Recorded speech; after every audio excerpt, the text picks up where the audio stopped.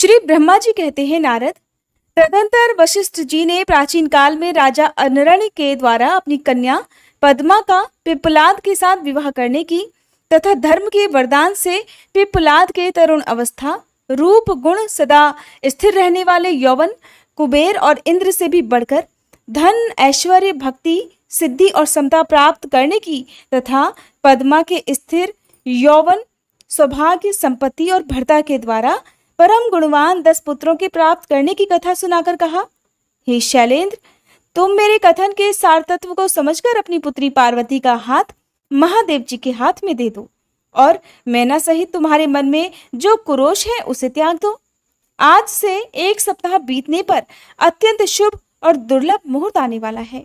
उस समय चंद्रमा लगन के स्वामी होकर अपने पुत्र बुध के साथ लगन में ही स्थित रहेंगे। उनका रोहिणी नक्षत्र के साथ योग होगा। चंद्रमा और तारे शुद्ध होंगे।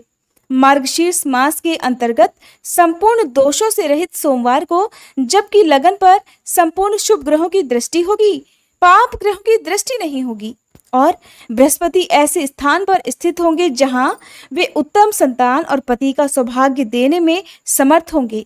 ऐसे मुहूर्त में तुम अपनी कन्या मूल प्रकृति ईश्वरी जगदम्बा पार्वती को जगत पिता भगवान शिव के हाथों में देकर कृतार्थ हो जाओ। ऐसा कहकर ज्ञान शिरोमणि मुनिवर वशिष्ठ नाना प्रकार की लीला करने वाले भगवान शिव का स्मरण करके मौन हो गए। वशिष्ठ जी की बात सुनकर सेवकों और पत्नी सहित गिरिराज हिमालय बड़े विस्मित हुए और दूसरे दूसरे पर्वतों से कहने लगे, गिरिराज मेरु, सहे, गंधमादन, मंद्राचल, मैनाक और विंध्याचल आदि पर्वतेश्वरों, आप सभी लोग मेरी बात सुने। वशिष्ठ जी ऐसी बात कह रहे हैं, अब मुझे क्या करना चाहिए, इस बात का विचार मुझे करना है। आप लोग अपने मन से सभी बातों का निर्णय करके जैसा ठीक समझे वैसा करें। हिमाचल की बात सुनकर सुमेरु आदि पर्वत भली भांति निर्णय करके उनसे प्रसन्नता पूर्वक बोले, महाभाग, इस समय विचार करने से भला क्या लाभ। जैसा ऋषि लोग कहते हैं उसके अनुसार ही कार्य करना चाहिए। वास्तव में यह कन्या देवताओं का कार्य सिद्ध करने के लिए ही उत्पन्न हुई है। इसने शिव के लिए ही अवतार लिया है, इसलिए यह शिव को ही दी जानी चाहिए। यदि इसने रुद्रदेव की आराधना की है और रुद्र ने आकर इसके साथ वार्तालाप किया है तो इसका विवाह उन्हीं के साथ होना चाहिए। श्री ब्रह्मा जी कहते हैं, नारद, उन मेरु आदि पर्वतों की ये बात सुनकर हिमाचल बड़े प्रसन्न हुए और गिरिजा भी मन ही मन हंसने लगी। अरुंधति ने भी अनेक कारण बताकर, नाना प्रकार की बातें सुनाकर और विभिन्न प्रकार के इतिहासों का वर्णन करके मैना देवी को समझाया। तब शैल पत्नी मेनका सब कुछ समझ गई और प्रसन्नचित होकर उन्होंने मुनियों को, अरुंधति जी को और स्वयं हिमाचल को भी भोजन कराकर खुद भोजन किया। तदंतर ज्ञानी गिरिश्रेष्ठ हिमाचल ने उन मुनियों की भली भांति सेवा की। उनका मन प्रसन्न और सारा भ्रम दूर हो गया था। उन्होंने हाथ जोड़कर प्रसन्नता पूर्वक उन महर्षियों से कहा, हे महाभाग सप्तऋषियों, आप लोग मेरी बात सुने। मेरा सारा संदेह तो दूर हो गया है। मैंने शिव पार्वती के चरित्र भी सुन लिए। अब मेरा शरीर, मेरी पत्नी मैना, मेरे पुत्र पुत्री, रिद्धि सिद्धि तथा अन्य सारी वस्तुएं भगवान शिव की ही है, दूसरे किसी की नहीं। श्री ब्रह्मा जी कहते हैं, नारद, ऐसा कहकर हिमाचल ने अपनी पुत्री की ओर आदर पूर्वक देखा और उसे वस्त्राभूषणों से विभूषित करके ऋषियों की गोद में बिठा दिया। तत्पश्चात वे शैलराज पुनः प्रसन्न हो उन ऋषियों से बोले, ये भगवान रुद्र का ही भाग है और इसे मैं उन्हीं को दूंगा, ऐसा मैंने निश्चय कर लिया है। ऋषिगण कहने लगे, गिरिराज, भगवान शंकर तो तुम्हारे याचक हैं, तुम स्वयं उनके दाता हो और पार्वती देवी भिक्षा हैं। इससे उत्तम भला और क्या हो सकता है। हिमाचल, तुम समस्त पर्वतों के राजा, सबसे श्रेष्ठ और धन्य हो, अतः तुम्हारे शिखरों की सामान्य गति है। तुम्हारे सभी शिखर सामान्य रूप से पवित्र और श्रेष्ठ हैं। ब्रह्मा जी कहते हैं, नारद, ऐसा कहकर निर्मल अंतःकरण वाले उन मुनियों ने गिरिराज कुमारी पार्वती को हाथ से छूकर आशीर्वाद देते हुए कहा, शिवे, तुम भगवान शिव के लिए सुखदायिनी हो, तुम्हारा कल्याण होगा। जैसे शुक्ल पक्ष में चंद्रमा बढ़ते हैं, उसी प्रकार तुम्हारे गुणों की वृद्धि हो। ऐसा कहकर सब मुनियों ने गिरिराज को प्रसन्नता पूर्वक फल फूल देकर विवाह के पक्के होने का दृढ़ विश्वास कर लिया। उस समय परम सती सुमुखी अरुंधति ने प्रसन्नता पूर्वक भगवान शिव के गुणों का बखान करके मैना को भी लुभा लिया। फिर गिरिराज हिमवान ने परम उत्तम मांगलिक लोकाचार का आश्रय लेकर हल्दी और कुमकुम से अपनी दाढ़ी मूछ का भी मार्जन किया। फिर चौथे दिन उत्तम लगन का निश्चय करके परस्पर संतोष दे वे सप्त ऋषि भगवान शिव के पास चले गए। वहां जाकर शिव जी को नमस्कार और विविध स्तुतियों से उनका स्तवन करके वे वशिष्ठ आदि सभी मुनि परमेश्वर शिव से इस प्रकार कहने लगे, हे देवाधिदेव महादेव, हे परमेश्वर, हे महाप्रभु, आप प्रेम पूर्वक हमारी बात सुनिए। आपके इन सेवकों ने जो कार्य किया है उसे भी जान लीजिए। महेश्वर, हमने नाना प्रकार के सुंदर वचन और इतिहास सुनाकर गिरिराज और मैना को समझा दिया है। गिरिराज ने आपके लिए पार्वती का वाग्दान कर दिया है, अब इसमें कोई ना नुकुर नहीं है। अब आप अपने पार्षदों और देवताओं के साथ उनके यहाँ विवाह के लिए जाइए। महादेव, हे प्रभु, अब शीघ्र ही हिमाचल के घर पधारिए और वेदोक्त रीति के अनुसार पार्वती जी का अपने लिए पाणी ग्रहण कीजिए। सप्त ऋषियों के ये वचन सुनकर लोकाचार परायण महेश्वर प्रसन्नचित होकर हंसते हुए इस प्रकार कहने लगे, महाभाग सप्त ऋषियों, विवाह को तो मैंने न कभी देखा है और न सुना ही है। तुम लोगों ने पहले जैसा देखा हो उसी के अनुसार विवाह की विशेष विधि का वर्णन करो। महेश्वर के उस लौकिक शुभ वचन को सुनकर वे ऋषिगण हंसते हुए देवाधिदेव भगवान सदाशिव से इस प्रकार बोले, प्रभु, आप पहले तो भगवान विष्णु को विशेषतः उनके पार्षदों सहित शीघ्र बुलवा लीजिए। फिर पुत्रों सहित ब्रह्मा जी को, देवराज इंद्र को, समस्त ऋषियों को, यक्ष, गंधर्व, किन्नर, सिद्ध, विद्याधर और अप्सराओं को प्रसन्नता पूर्वक आमंत्रित कीजिए। इनको और अन्य सभी लोगों को यहाँ सादर बुलवा लीजिए। वे सब मिलकर आपके कार्य का साधन कर लेंगे, इसमें कोई संशय नहीं है प्रभु। ब्रह्मा जी कहते हैं, नारद, ऐसा कहकर वे सातों ऋषि उनकी आज्ञा लेकर भगवान शंकर की स्थिति का वर्णन करते हुए वहां से प्रसन्नता पूर्वक अपने धाम को चले गए। श्री नारद जी ने पूछा, हे तात, हे महाप्राज्ञ प्रभु, आप कृपा पूर्वक ये बताइए कि सप्त ऋषियों के चले जाने पर हिमाचल ने फिर क्या किया?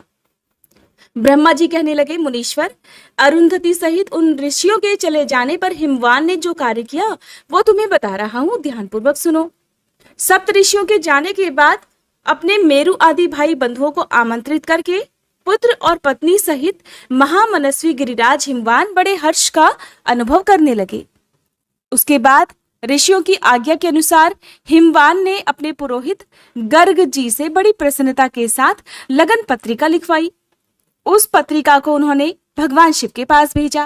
पर्वतराज के बहुत से आत्मीयजन प्रसन्न मन से नाना प्रकार की सामग्रियां लेकर वहां गए। कैलाश पर भगवान शिव के समीप पहुंचकर उन लोगों ने शिव को तिलक लगाया और वह लग्न पत्र उनके हाथ में दे दिया। वहां भगवान शिव ने उन सब का यथा योग्य विशेष सत्कार किया। फिर वे सब लोग प्रसन्नचित हो शैलराज के पास लौट आए।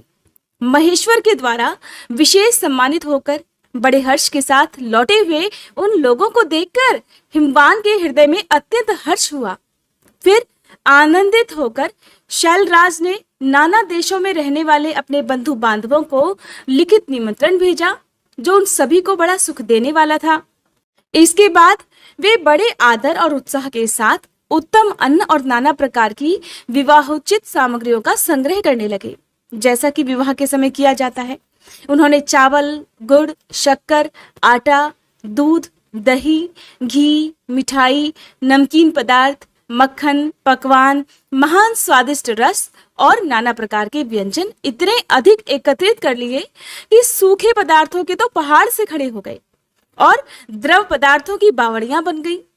शिव के पार्षदों और देवताओं के लिए हितकर नाना प्रकार की वस्तुएं, भांति भांति के बहुमूल्य वस्त्र, आग में तपाकर शुद्ध किए हुए स्वर्ण, रजत और विभिन्न प्रकार के मणिरत्न, इनका और अन्य उपयोगी द्रव्यों का विधि पूर्वक संग्रह करके गिरिराज ने मंगलकारी दिन में मांगलिक कृत्य करना आरंभ कर दिया। पर्वतराज के घर की स्त्रियों ने पार्वती का संस्कार करवाया। तरह तरह के आभूषणों से सजाई हुई राजभवन की उन सुंदर स्त्रियों ने सानंद मंगल कार्य का संपादन किया। नगर के ब्राह्मणों की स्त्रियों ने स्वयं बड़े हर्ष के साथ लोकाचार का अनुष्ठान किया। उसमें मंगल पूर्वक भांति भांति के उत्सव मनाए गए। हर्ष भरे हृदय से उत्तम मंगलाचार का संपादन करके हिमालय भी सर्वतोभावेन बड़े प्रसन्न हुए और अपने निमंत्रित बंधु बांधवों के आगमन की उत्सुकता पूर्वक प्रतीक्षा करने लगे। इसी बीच में उनके निमंत्रित बंधु बांधव भी आने लगे। देवताओं के निवास भूत गिरिराज सुमेरु दिव्य रूप धारण करके नाना प्रकार के मणियों और महारत्नों को यत्न पूर्वक साथ लेकर अपने स्त्री पुत्रों के साथ हिमालय के घर पर आए। मंद्राचल, अस्ताचल, उदयाचल, मलय, दुर्दुर, निषद, गंधमादन, करवीर, महेंद्र, पारियात्र, क्रौंच, पुरुषोत्तम शैल, नील, त्रिकूट, चित्रकूट, वेंकट, श्रीशैल, गोकामुख, नारद, विंध्य, कालंजर, कैलाश तथा अन्य पर्वत दिव्य रूप धारण कर अपने स्त्री पुत्रों के साथ बहुत सारी भेंट सामग्री लेकर वहां उपस्थित हुए। दूसरे द्वीपों में तथा यहाँ भी जो जो पर्वत हैं वे सब हिमालय के घर पधार गए। शिवा और शिव का विवाह है ये जानकर सबने बड़ी प्रसन्नता के साथ वहां पदार्पण किया। शोणभद्र आदि नद और संपूर्ण नदियां दिव्य नर नारियों के रूप धारण कर नाना प्रकार के अलंकारों से अलंकृत होकर शिव पार्वती जी का विवाह देखने के लिए एकत्रित हो गए थे। गोदावरी, यमुना, सरस्वती, वेणी, गंगा, नर्मदा तथा अन्य श्रेष्ठ सरिताएं भी बड़ी प्रसन्नता के साथ हिमालय के यहाँ आईं। उन सब के आने से हिमालय की दिव्यपुरी सब ओर से भर गई। वह सब प्रकार की शोभाओं से संपन्न थी। वहां बड़े बड़े उत्सव हो रहे थे, ध्वजा पताकाएं फहरा रही थी। बंधनवारों से उसकी अधिक शोभा होती थी। चारों ओर चंदोवे तने होने से वहां पर सूर्य का दर्शन नहीं होता था। भांति भांति की नीली पीली आदि प्रभा उस पुरी की शोभा बढ़ा रही थी। हिमालय ने भी बड़ी प्रसन्नता के साथ अपने यहाँ पधारे हुए सभी स्त्री पुरुषों का यथा योग्य आदर सत्कार किया और सबको अलग अलग सुंदर स्थानों में ठहरा दिया। अनेकानेक उपयुक्त सामग्री देकर सभी को पूर्ण संतुष्ट किया। हे मुनि श्रेष्ठ, फिर शैलराज हिमवान ने प्रसन्न होकर महान उत्सव से परिपूर्ण अपने नगर को विचित्र रीति से सजाना आरंभ कर दिया। सड़कों को झाड़ बुहार कर उन पर छिड़काव कराया, उन्हें बहुमूल्य साधनों से सुसज्जित और शोभित किया। प्रत्येक घर के दरवाजे पर केले आदि मांगलिक वृक्ष लगवाए और उन्हें मांगलिक द्रव्यों से संयुक्त किया। आंगन को केले के खंभों से सजाया। रेशम की डोरों में आम के पल्लव बांधकर बंधनवारें बनवाई और उन्हें उन खंभों के चारों ओर लगवा दिया। मालती के फूलों की मालाएं उस आंगन के सब ओर लटका दी गईं। सुंदर तोरणों से वह आंगन का भाग अत्यंत प्रकाशमान जान पड़ता था। चारों दिशाओं में मंगल सूचक शुभ द्रव्य रखे गए थे जो उस प्रांगण की शोभा बढ़ा रहे थे। इस प्रकार अत्यंत प्रसन्नता से भरे हुए गिरिराज हिमवान ने महान प्रभावशाली गर्ग मुनि को आगे करके अपनी पुत्री के लिए प्रस्तुत करने योग्य सारा उत्तम मंगल कार्य संपन्न किया। उन्होंने विश्वकर्मा को बुलाकर आदर पूर्वक एक मंडप बनवाया जिसका विस्तार बहुत अधिक था। वेदी आदि के कारण वह मंडप बहुत मनोहर जान पड़ता था। हे देवर्षे, वह मंडप कई योजन विस्तृत था। अनेक शुभ लक्षणों से युक्त तथा नाना प्रकार के आश्चर्यों से भरा हुआ था। वहां पर स्थावर और जंगम सभी वस्तुएं कृत्रिम बनी हुई थी, परंतु असली वस्तुओं की तरह लग रही थी। उनसे उस मंडप की सुंदरता और भी बढ़ गई थी। वहां चारों ओर ही ऐसी अद्भुत वस्तुएं थी जो उस मंडप का सर्वस्व जान पड़ती थी। नाना प्रकार की निराली वस्तुओं का चमत्कार वहां पर छा रहा था। वहां की स्थावर वस्तुओं से जंगम और जंगम वस्तुओं से स्थावर पराजित हो रहे थे, अर्थात वे एक दूसरे से बढ़कर शोभाशाली और चमत्कारपूर्ण दिखाई देते थे। उस मंडप की स्थल भूमि जल से पराजित हो रही थी, अर्थात चतुर से चतुर मनुष्य भी ये नहीं जान पाते थे कि इसमें कहाँ जल है और कहाँ स्थल। कहीं पर कृत्रिम सिंह बने हुए थे, कहीं सारसों की पंक्तियां, कहीं बनावटी मोर थे जो अपनी सुंदरता से सबको मोह लेते थे। कहीं कृत्रिम स्त्रियां थी जो पुरुषों के साथ नृत्य करती हुई देखी जाती थी। वे कृत्रिम होने पर भी सब लोगों की ओर देखती और उनको मोह में डाल देती थी। इसी विधि से मनोहर द्वारपाल बने हुए थे, जो स्थावर होने पर भी जंगमों के समान जान पड़ते थे। वे अपने हाथों से धनुष उठाकर उन्हें खींचते हुए देखे जा रहे थे। द्वार पर कृत्रिम महालक्ष्मी खड़ी थी, जिनकी रचना अद्भुत थी।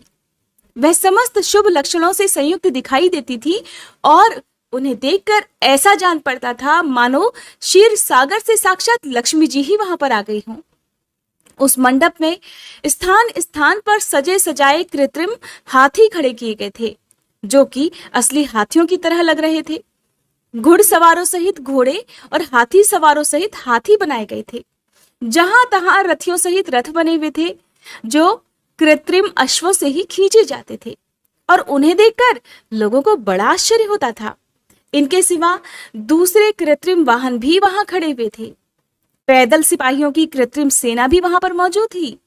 हे मुने, प्रसन्न चित्त वाले विश्वकर्मा ने देवताओं और मुनियों को भी मोह में डालने के लिए वहां ऐसी अद्भुत रचनाएं की थी।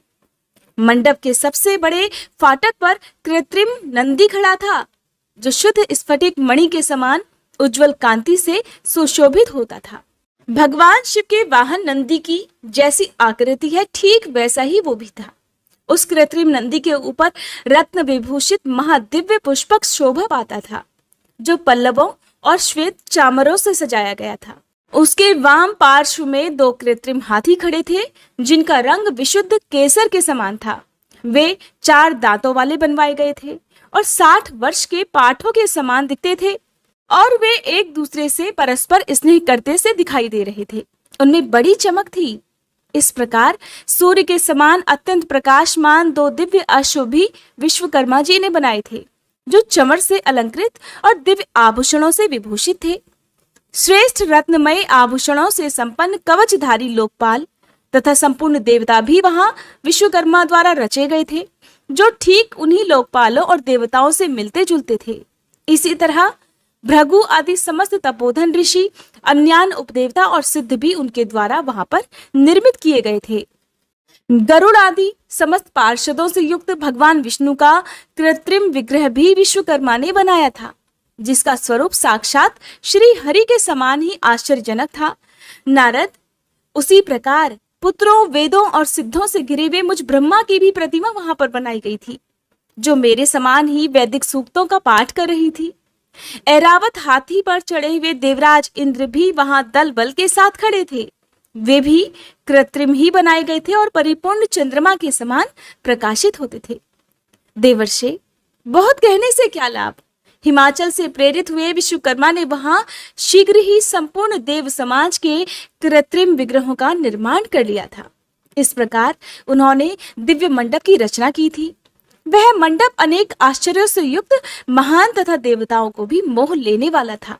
फिर गिरिराज हिमवान की आज्ञा से परम बुद्धिमान विश्वकर्मा ने देवता आदि के निवास के लिए उनके कृत्रिम लोकों का भी यत्न पूर्वक निर्माण किया। उन्हीं लोकों में उन्होंने उन देवताओं के लिए अत्यंत तेजस्वी, परम अद्भुत और सुखदायक बड़े बड़े दिव्य मंचों अर्थात सिंहासनों की भी रचना की। इसी तरह उन्होंने मुझ स्वयंभू ब्रह्मा के निवास के लिए क्षण भर में ही अद्भुत सत्य लोक की रचना कर डाली, जो उत्तम दीप्त से उद्दीप्त हो रहा था। साथ ही भगवान विष्णु के लिए भी क्षण भर में ही दूसरे दिव्य वैकुंठ धाम का निर्माण कर डाला, जो परम उज्जवल तथा नाना प्रकार के आश्चर्यों से परिपूर्ण था। इसी प्रकार विश्वकर्मा ने देवराज इंद्र के लिए भी दिव्य, अद्भुत, उत्तम और समस्त ऐश्वर्यों से संपन्न ग्रह की रचना की। अन्य लोकपालों के लिए भी उन्होंने प्रसन्नता पूर्वक बड़े सुंदर, दिव्य, अद्भुत और बड़े बड़े भवन बनाए। फिर क्रमशः समस्त देवताओं के लिए भी उन्होंने क्रमशः विचित्र गृहों का निर्माण किया। परम बुद्धिमान विश्वकर्मा को भगवान शंकर का महान वर प्राप्त था, इसलिए उन्होंने शिव जी के संतोष के लिए क्षण भर में ही इन सब वस्तुओं की रचना कर डाली।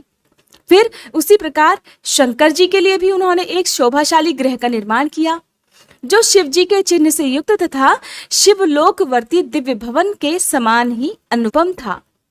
श्रेष्ठ देवताओं ने इसकी भूरी भूरी प्रशंसा की थी। वह परम उज्जवल महान प्रभापुंज से उद्भासित, उत्तम और अद्भुत था। विश्वकर्मा ने भगवान शिव की प्रसन्नता के लिए वहां ऐसी अद्भुत रचना की थी, जो परम उज्जवल होने के साथ ही साक्षात महादेव जी को भी आश्चर्य में डालने वाली थी। इस प्रकार यह सारा लौकिक व्यवहार करके हिमाचल बड़ी प्रसन्नता के साथ भगवान शंभू के शुभागमन की प्रतीक्षा करने लगे। देवेश्वर, हिमालय का यह सारा आनंददायक वृतांत मैंने तुमसे कह सुनाया, अब और क्या सुनना चाहते हो?